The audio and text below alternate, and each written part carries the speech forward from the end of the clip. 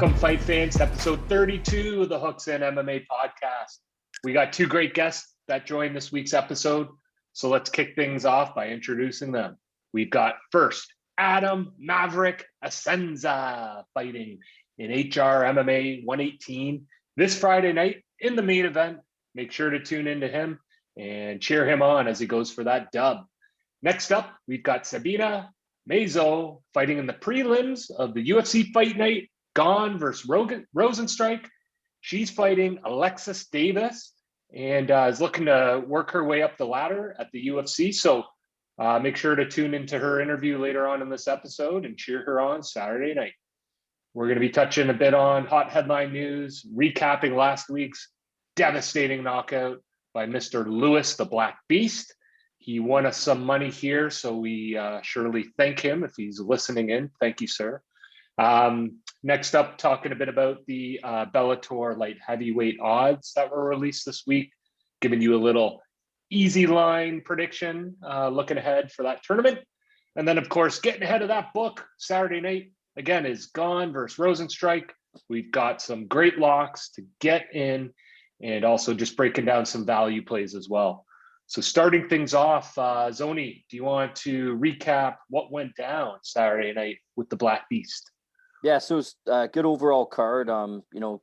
Just talking about the three guests we had on, we got a couple of losses, and then Derek Minner came through and had a great performance. Usually he's guillotining someone in the first round, and he doesn't usually go beyond the 5 minutes, but he had a masterful performance, and I think Charles Rosa didn't expect that. He thought he was going to come forward and try to finish it early. He actually had a complete 15 minutes of domination. So congrats to him for that and getting us a W for Hooks in MMA alum. But yeah, the main event there was fantastic. First round didn't look too good for Lewis, and I'm sure my compadres here would agree with that. But that second round came around, and Blade shot for that takedown, and he went lights out. You could see he was limp off that uppercut in flight, and then when he dropped to the ground, he didn't even really need those two extra shots, but Herb Dean came in and crushed him out of the way, and that was all she wrote. The Black Beast has a ton of power, and we know that now. He's the heavyweight champ for knockouts, so congrats to him for that, and great performance. You can't count this guy out, so very impressed by it. Yeah, he also tied Vitor Belfort for most knockouts in UFC history as well, which is pretty impressive. And also, I heard Daniel Cormier the other day, Todd. I don't know if you guys saw that interview or whatever he was doing there, where he said that he thinks Derek Lewis has more power than Francis Ngannou. He's saying it's kind of hard to argue with the results. He's got literally tied for the most knockouts in UFC history and most knockouts in the heavyweight division. And it's not like when he hits guys, they are just out. Like, look what he did to Blades. Can I throw out a contradiction about Daniel Cormier? I love the guy so much. So he'll give credit to Derek Lewis for having the most knockouts and saying he has more power than Francis Ngannou. But then he won't acknowledge the guy that's beat him twice for having the most title defenses, and instead says his buddy Khabib is the GOAT. So it goes both ways, my friend. Got to figure that out. Here we go. We got Zone calling out John Jones here on Hooks In. I like it. Oh, well, me and John Jones can be in a tag team match against Daniel Cormier and Khabib. Let's see how that goes. I heard it here first. I think that would go. Man, let John Jones fight by himself, Zoni. Better chance. I'll just be Paul Bearer to John Jones. Zone will just be streaking to distract them while John Jones tries to fuck them up. Might work. This reminds me of the meme of the guy eating chips, and it's like, oh, if I was in the ring, I would just do a head kick and finish him with a guillotine. It's easy. Love that meme. So speaking of, well, not really Derek Lewis's ex-Bellator fighter, but speaking of Bellator heavy boys, we got those odds that came out, and I know we were in our group chat, just early kind of calls, gut reactions to it. I don't know, Z, do you want to start off by telling us what you're thinking for that tourney? Yeah, well, first off, I mean that Romero and Johnson fight, I think it's a pick 'em fight pretty much from what I was looking at before, Yeah. like -110 each, right, or something. Yeah. -115. The juice is disgusting. Of course, they gotta make money. Well, they're making a ton of money, but anyways, let's not get into that. First off, that's I think that's a pretty fair line, or at least, that's that line makes sense because no one really knows what's really going to happen in this fight. There's so many variables. Johnson hasn't fought in a couple of years, I believe it is, and Romero hasn't fought in a full year. A little bit more recently, obviously, but he's like who knows, 43 years old, and that's in Cuban years, so in passport, like who knows, like it's probably he's really 47 or something, right? So who the fuck knows with that guy? But his body is still out of control, but it's going to fall off a cliff at one point, right? So when is that going to be? I don't know. I don't think it's yet.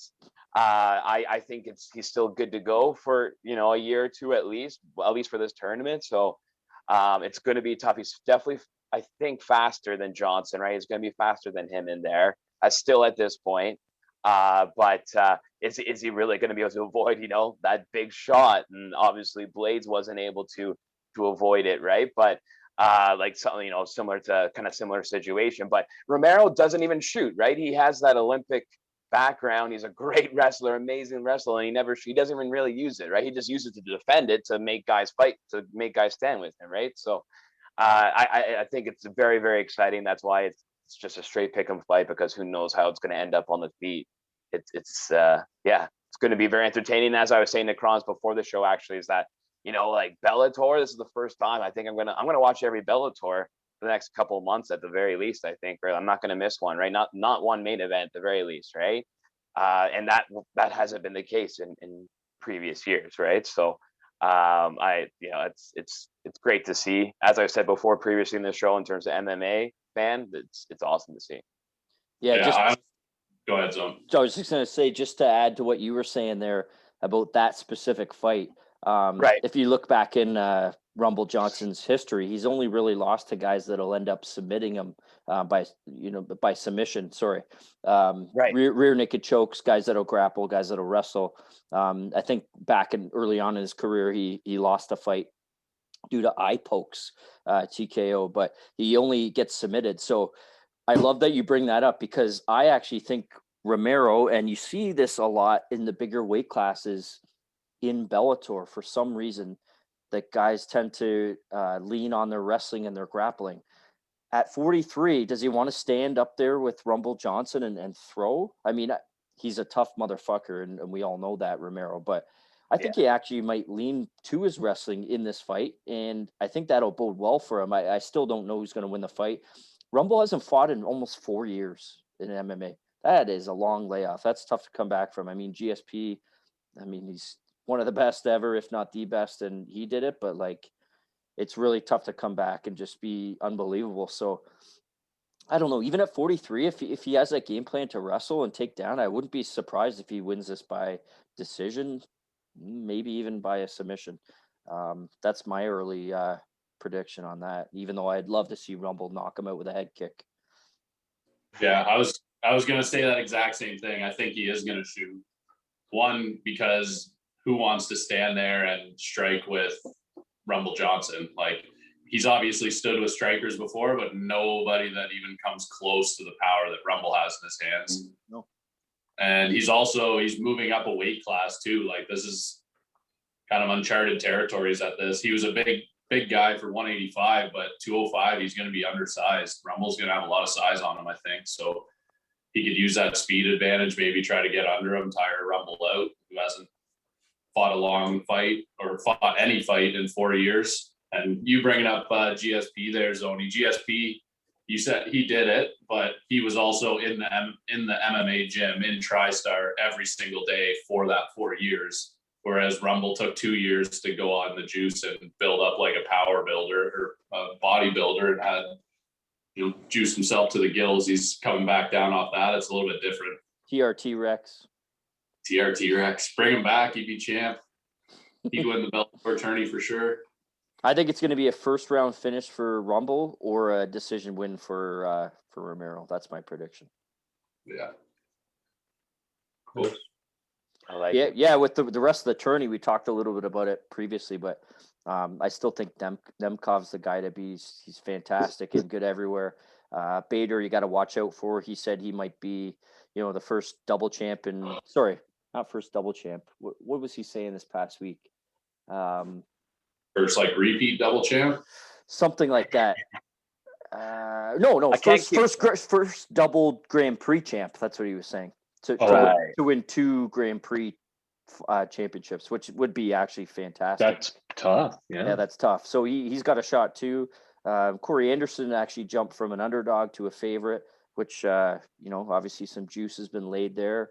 And yeah, who knows? The semi. Once we get past this quarterfinal, the semifinals, there's going to be bangers too. Like, can't wait. That's a great tourney. Agreed. Amazing. The other thing I was going to throw in there, yeah. actually, Franz, quickly, was Max Holloway was commenting on the Volkanovski and Ortega fight today, I believe it was. And he's like, I'm a cloud over that fight. And I really like that kind of statement by him, because he truly is. Like, it's just, in the last fight, I mean, last time he fought Ortega, again, we went there in Toronto. He absolutely obliterated Ortega. And then Volkanovski, most people kind of said he beat him really in that last fight. Now Volkanovski is obviously taking on Ortega. So really, no matter who wins that fight, they can't be feeling too confident taking on Holloway, right, as the next up and coming challenger. So it's in the back of both of those fighters' mind, that whole, I got to take on Holloway, who just butchered Cater's face basically. Yeah. So and Holloway said he wants to fight in July and December this year, so he's ready to go like 3 times this year. Love it. Love the kid. Yeah, space it out. January with no sparring now. December. Different tactic to not even spar anymore. Like, save his body, save his head. Like, he just skateboards before the fight. Just skateboards by Khabib and Connor.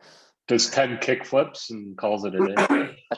and just and it's like, not like Cater's strength isn't like, he was considered really the best boxer in featherweight, like, up until this point. That's what what makes that whole performance just that much more crazy. It's that Holloway made him look like he was kind of like a pretty average guy on the feet.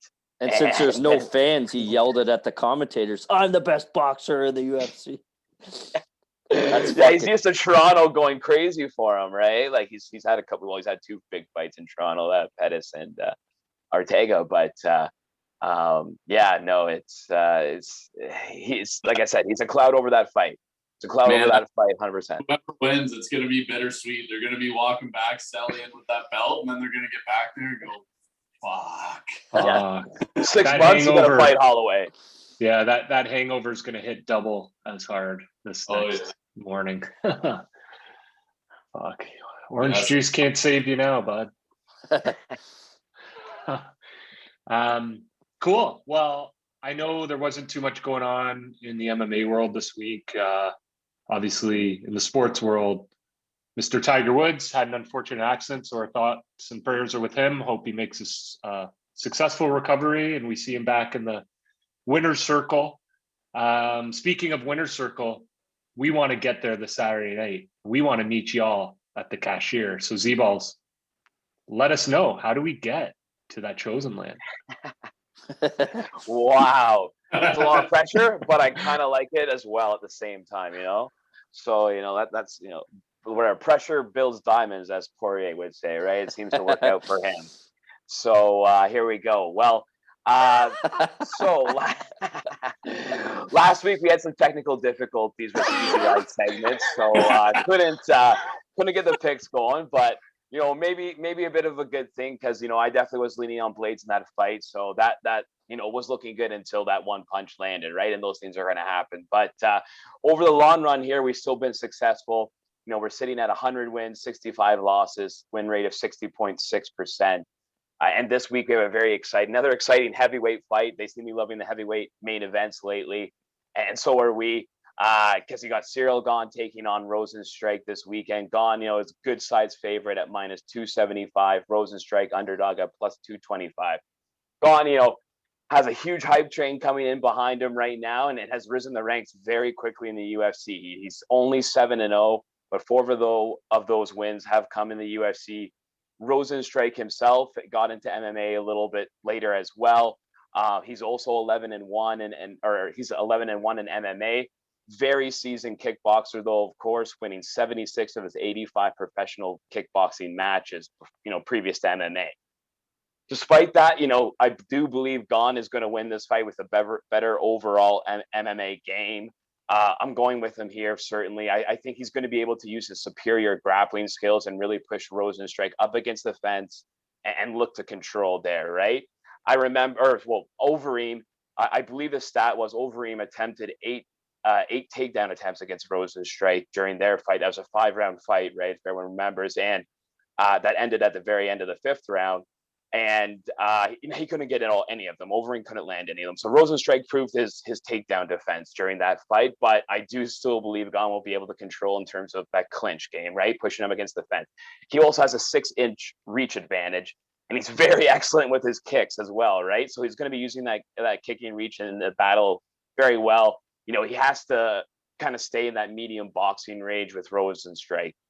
He's obviously a very heavy hitter, though, Rozenstruik, as well. He has multiple finishes in the UFC, so he's got to kind of stay away from those power shots, obviously. So this is kind of why I like the over in this fight as well. We've got a couple of unders in the last few heavyweight fights, and I think that kind of trend stops now. Both are very technical kickboxers, and Gane certainly doesn't really look to rush things too quickly. Even against Junior Dos Santos, right? He was kind of playing around with them. It went halfway through the 2nd round before he was able to finish him. So I do see Gane getting a finish most likely here, but in like the 3rd or 4th round variety. So over 2.5, minus 120. That's my pick here. I'll also be on Gane by finish at minus 105, since it is a 5-round fight. I do see him be able to finish Rozenstruik at some point. So that's what I'm thinking. But what Zome are you thinking? Couldn't agree more with the rounds. I don't know about the finish. Like, I'm not saying that won't happen. I actually don't know. But I actually do think that it'll be over 2.5 rounds. I just think it comes down to who's the better athlete. Like, Gane is a ridiculous athlete for his size.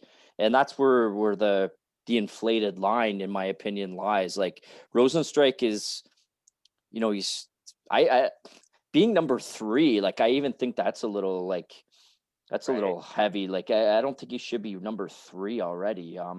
That's an argument for another day. That's pretty high ranking. Yeah, fair enough. But I mean, he has a few legit knockouts at key times. It didn't go well for him, like obviously against Ngannou, but nobody has really done that against him lately. I just think Gane is a legit athlete. You look at the guy for his size, he reminds me of like an MMA LeBron. Like, he's just that size and that skill, the speed, the footwork, he's got everything. That's where the line lies. I don't think it should be where it is. I think he should be like a high 100, like a minus 180, something like that. I think it's very inflated. I do think he wins. I think it goes over the 2.5 rounds, and that's all I'll say about that. Nice. Yeah, go ahead, Josh. Or Josh or Kron, jump in there. All I have to say is Ben Affleck's directing debut. What movie was that? Gone, Baby Gone. That's my pick. Wow, I love that. That's straight out of left field. I like it. Wow. Holy. Well, like, I wish we could just end the show on that, but we can't, because I got a few things to talk about. Yeah, sorry, go ahead, Josh. You got anything to add there for Gone, Baby Gone? Gone in 60 seconds.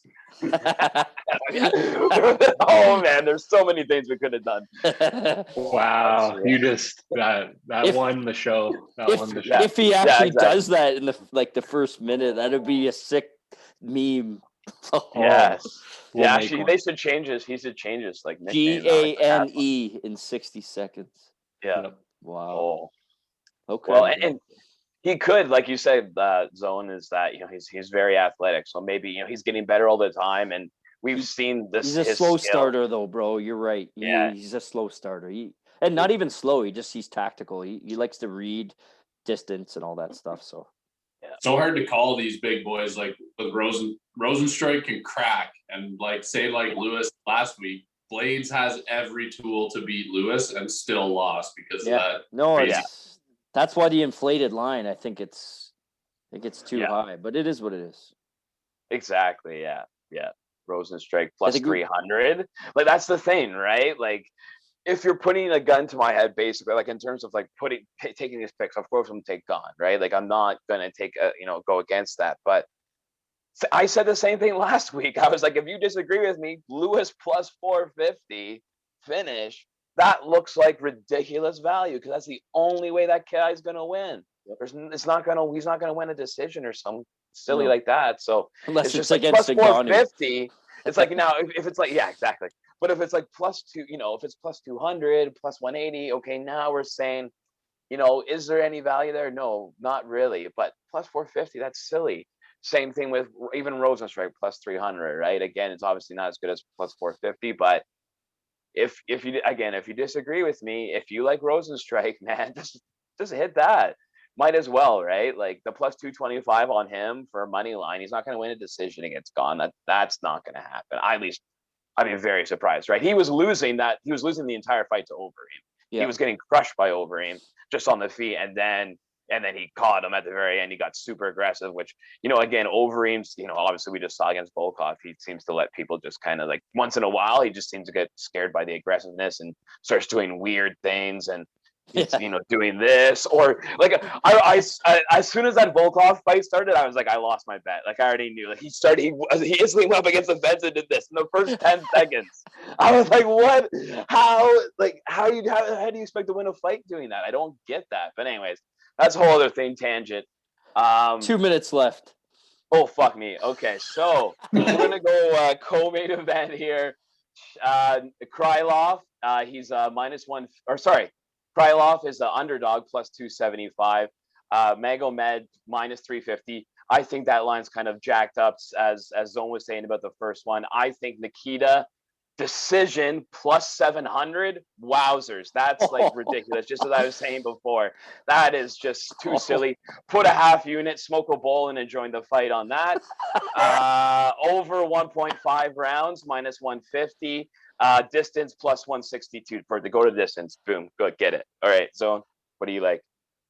I don't know if I can top that. I'm sorry, I got nothing to say. Well, if you don't, then I'm gonna go with my favorite nickname of the card, Kevin, the hard-hitting hillbilly Kroom. And that could happen against Alex Gutierrez. I was thinking that too. Almost a 3-1 underdog. Great value there. I like this guy. He's coming from Bellator, making his UFC debut. Let's get it. Kroom. If I can throw in really quick before you, Z, Marina Bueno Silva, money line -150 against Montana De La Rose. If you'd like to juice it up a little bit, I think she could get a finish at plus 240. Go ahead. And then one more for me. I'm just going to go Pedro Munoz, plus 125. Very good, excellent value there. Rivera went against Stamen. Stamen made him look kind of good. Munoz should have won that fight against Edgar. Plus 185. Take that money, or take that juice all day long. I like that. And roll with it. So good luck, boys, this weekend. Thanks for tuning in. Krons, don't forget to like and subscribe. Yep, smash that like button, smash subscribe, and we'll catch you on episode 33. Next up on the Hooks In MMA podcast, we have 12-6 MMA fighter, currently in Burlington, Ontario, but from Hamilton, Ontario, Adam Maverick Assenza. How's it going today, buddy? Good, buddy. Going well. Thank you for having me on. Yeah, so we were chatting there for a sec before. Busy day for you. You're not just a mixed martial artist. You have a couple other things that you do too. Why don't you tell the viewers about that? Yeah, I'm in the fitness business. I'm a strength and conditioning coach and athletic therapist by trade. And we have the performance center there. And then, I also have my fitness app. So I'm always kind of, training athletes in between training myself. So Yeah. So when you're not training, you're training. Oh, that's it. My life's training. Yeah.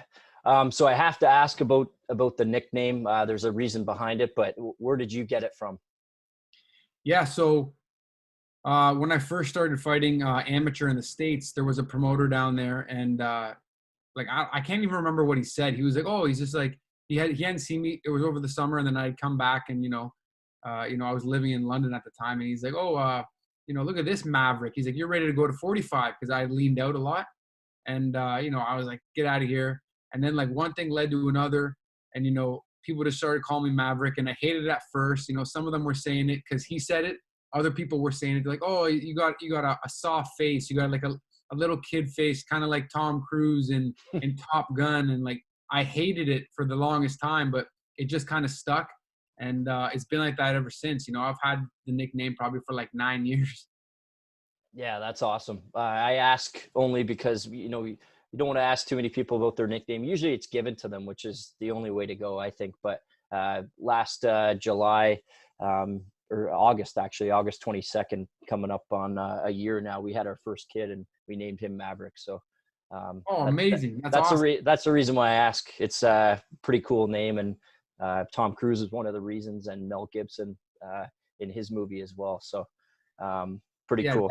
Definitely a cool name for sure. I appreciate that. The way it was given to me wasn't cool, but no. The name's cool. Yeah. That's awesome.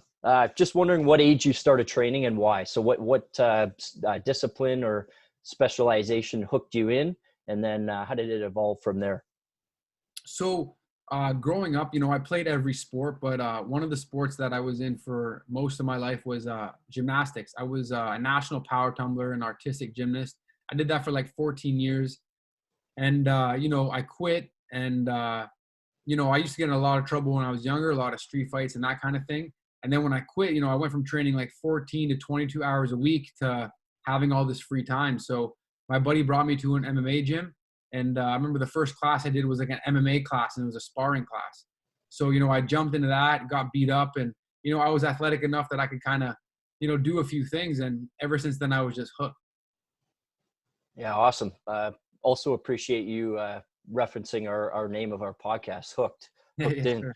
But yeah, you're right. Like I think GSP said a couple of weeks ago, you're either an athlete, you're a fighter, or you're a combination of both. And it's just the percentage of each of the three that makes you, who you are. So I'm not sure what percentage you are, but you started out as being an athlete, and then it's evolved from there, and it's obviously worked in your favor. So that's good. Just wondering who's in your corner. So like specialization, if there's a wrestling coach, a jiu-jitsu coach, a striking coach. Yeah. I thoroughly believe that you need a multitude of counselors around you at all times. There's so many different aspects of MMA that you have to be worried about. And, everybody has kind of like their one or two things that they're exceptional at. And then these days you have to have a well-rounded game. So, a couple of the guys that are in my corner are Paul Jabert. He's a black belt, in jiu-jitsu, and he's a former MMA fighter, longtime training partner of mine. He's been around the sport for a long time. And, he's a guy that definitely one of my coaches and in my corner and one of my head guys. Another guy is Muzamil Nawaz. He's my head striking coach. And, typically it'll be him or it'll be Ross Milet that'll be in my corner, depending on, what they have going on. Ross Milet is, a professional boxer, and, he's multiple world champion kickboxer, the same as Maz. So, either or of those guys, I'm happy for them to be in my corner.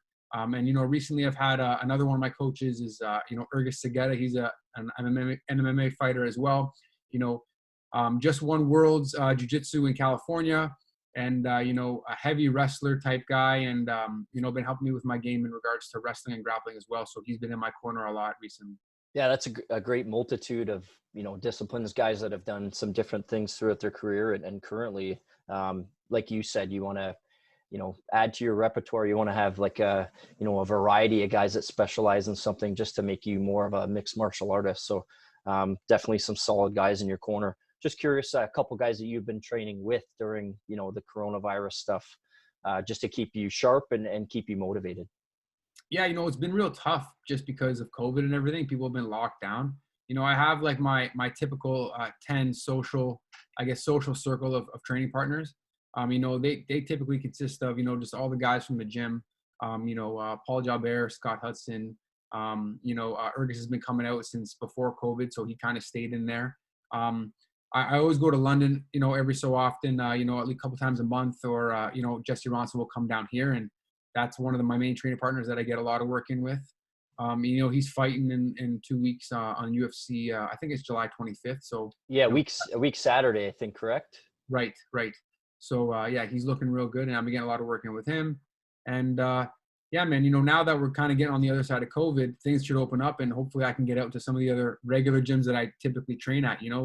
Within a week, I'm at like 7 or 8 different gyms. I'm over at Rival to Grant, which is in like Steeles and Allen in Toronto. And, that's with like RG and all those guys. Sometimes, I'm at Parabellum for sure. Usually I'm at Bay Area Athletic Club. I've been trying to get out to Niagara Top Team. I just haven't had a chance to yet, but that's another gym. There's just, it's a small niche community of MMA fighters in Ontario. So a lot of us, we all try to get out to certain practices and train with each other just so we have that variety of training partners. Yeah, I couldn't agree more. I'm not a fighter, but I can only imagine going from one gym to another. You're going to see something not something similar, something different in each of those that are just going to grow you further, right? Right. Different people, different styles, different, game plans, that kind of stuff that can make you more of a mixed martial artist. Just curious, based on some of the tougher fights in your career, like as it progresses and goes farther, the fights are going to get tougher, correct? Like you've built yourself up. You beat Cody Pfister in your last fight. I was at that fight. Great performance. Just curious, on game plan. So as it gets tougher, does it change the way you fight? Because you're normally like a really aggressive fighter, and you put on a show. That's what I know you for from the bunch of fights that I've seen you. Does it change based on the competition increasing? It definitely can. I believe that you can really only build off strength, and you can definitely strengthen up your weaker areas. For the most part, I always have a rough game plan of what I'm going to do in the fight. And then, come fight night, I train it throughout the camp, and then come fight night, I just go out there and do my thing. Dealing with certain types of fighters can change that. I like to obviously stand and bang. I like to strike. I can do it all. I feel like I'm well-rounded everywhere. But if you get a guy who's, a hard-nosed wrestler, like aggressive grappler, who's going to look just to control you and kind of hold you in positions, it's going to be harder for, me to let all my toolbox go and strike the way I want to strike and put on a show for the fans, which is what I like to do. So sometimes the game plan does change, and it does change the way that I fight. It just really depends on who I'm fighting. Yeah, and the way you're describing that kind of was like the Cody Pfister fight, correct? Like he was looking to grapple a little bit more and try to, put you up against the fence and grind you out a little bit more than fights I've seen in the past. Yeah. Yes. This is a beast, man. He's good at what he does, right? He's a super high level wrestler, a hard-nosed wrestler, and he's a phenomenal grappler. So he's going to look just to kind of put you where he wants to put you, keep you there, and beat you down until whatever, right? So that's what he was looking to do, and I was just trying to defend that as best as possible and get back to my element, which is, kicking and punching on the feet. Yeah. So BTC fight promotion, you fought there, I think, is it eight times? Yes. That's a great platform to have. They obviously love you. They love your style. When we talk about some of the other promotions, UFC, Bellator, they have their guys that they're trying to promote. They have their guys that are really exciting, and they're trying to get the viewers to watch and to come and to maybe stream the fight if they can't come. That's what it seems to be for you.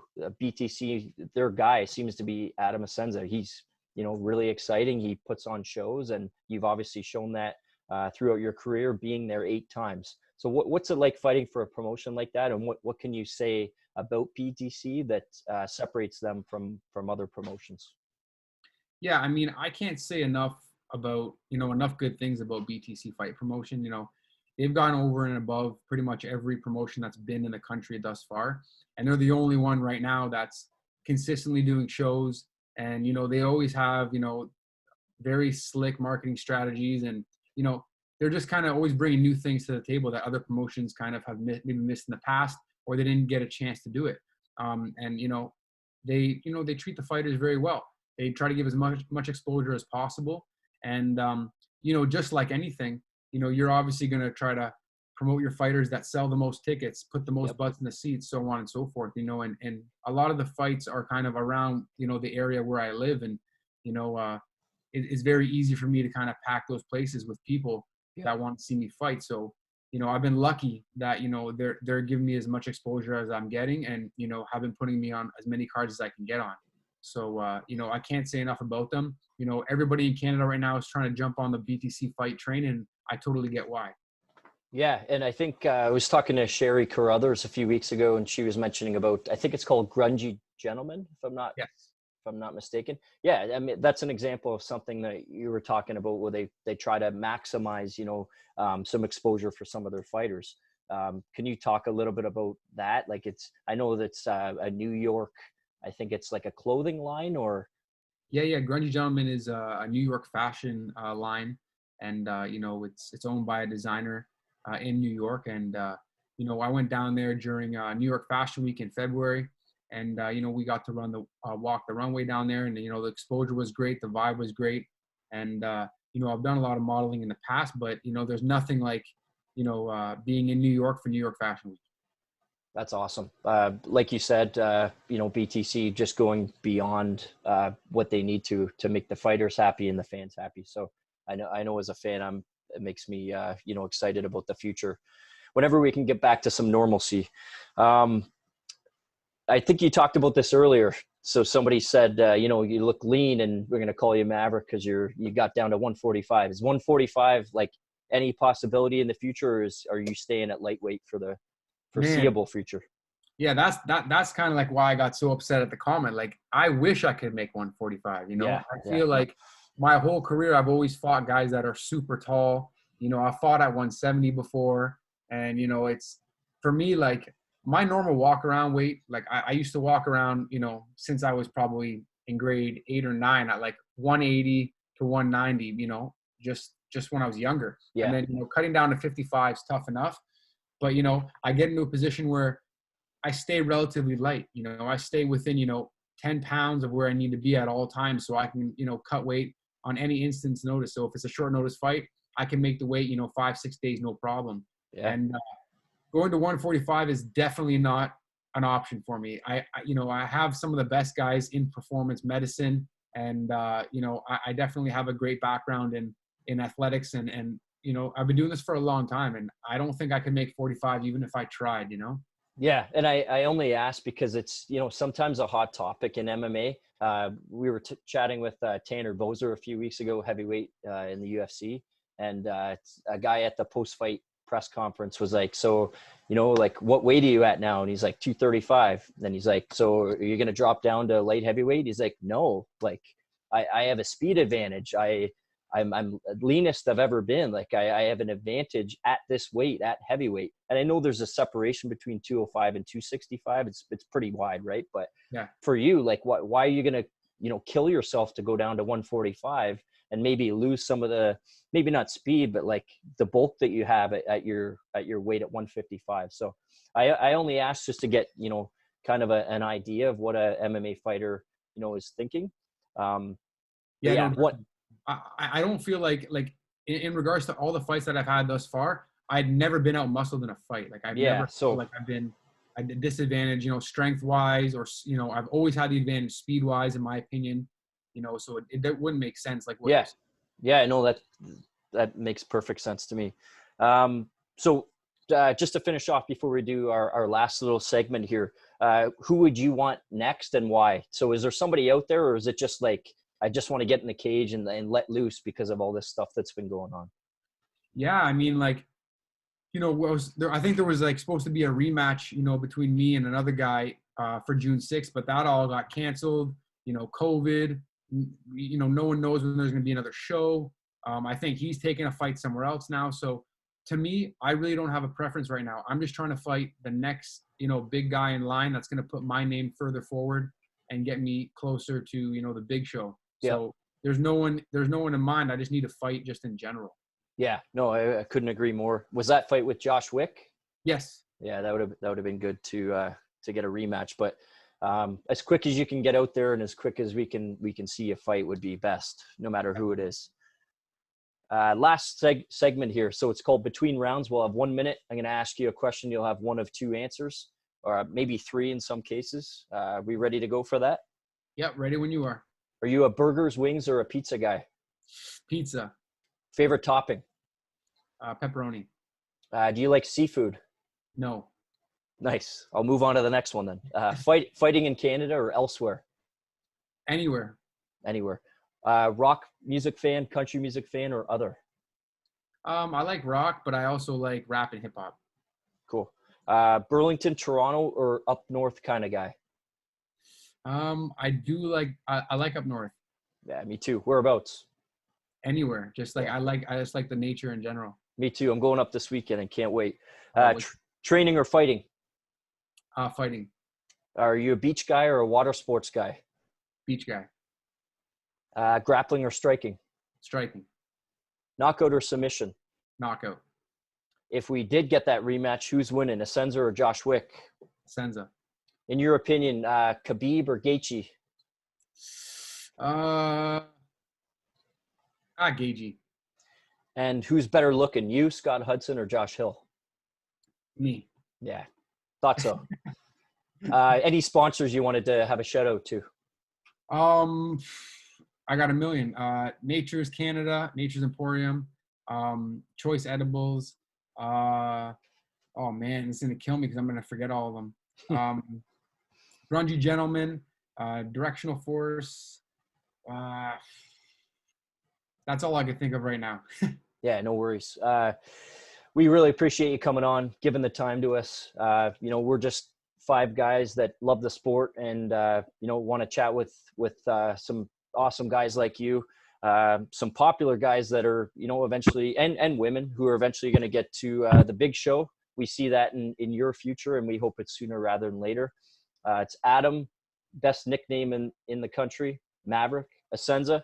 We really appreciate your time. This is Hooks in MMA. Thank you so much. Thank you so much, brother. Thank you.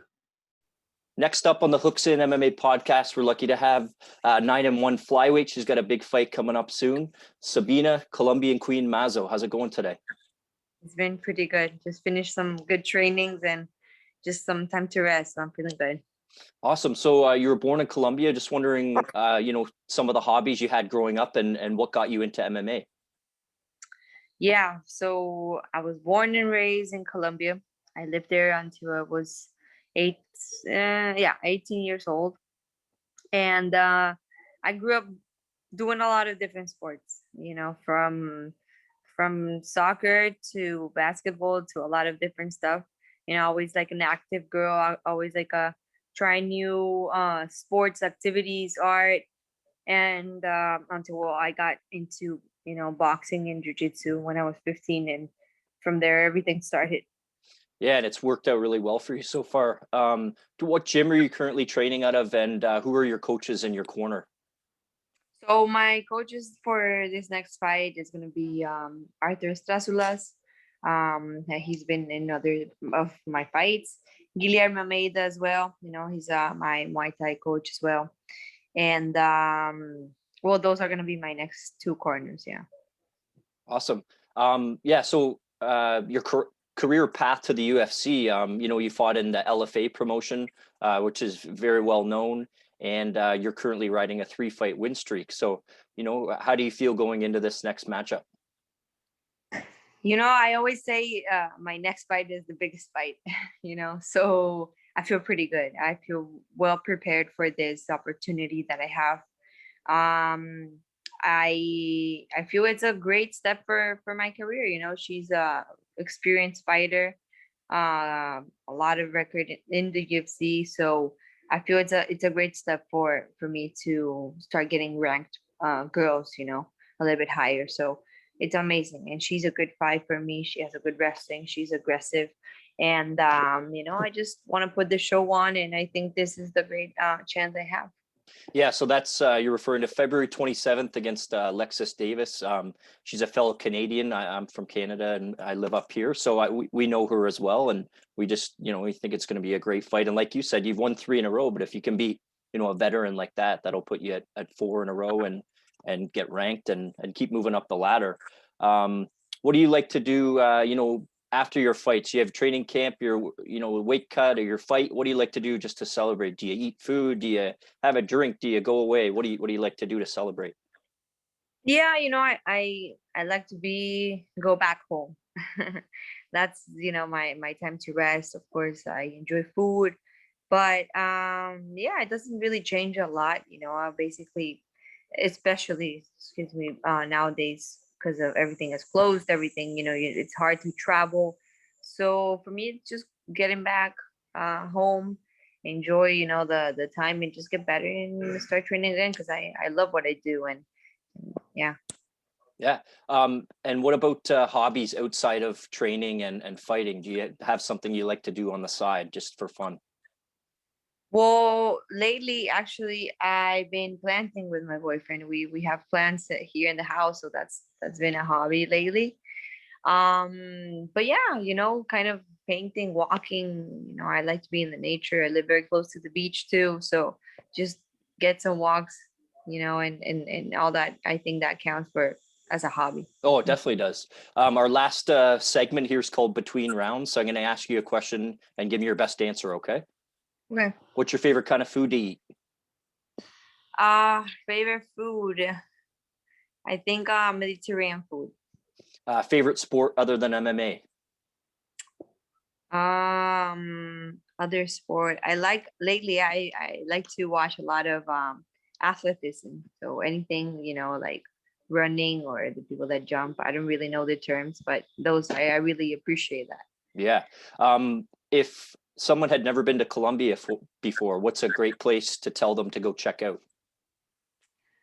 If they especially go to Medellin, that's the city I was born, I feel they have to definitely go around the mountains, rather than just the city, just go around the mountains, the nature over there. It's just beautiful.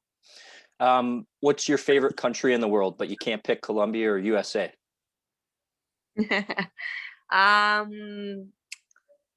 think Costa Rica. That's a really nice country. I've been in, and it's amazing. I want to go back there one day. That's a spot I want to go to as well. What's your favorite kind of music? That's hard. Depends on the moment, but I think I enjoy reggae a lot. Favorite movie of all time? No. There's so Fair enough. Yeah. And then on the 27th, is Alexis Davis or yourself going to win, and how? Myself winning, I see myself with the victory, dominating, getting a knockout, or a submission. I've been training for it. Any sponsor shout outs or social media to finish up? To the fans, they make this possible, the interview, the fights.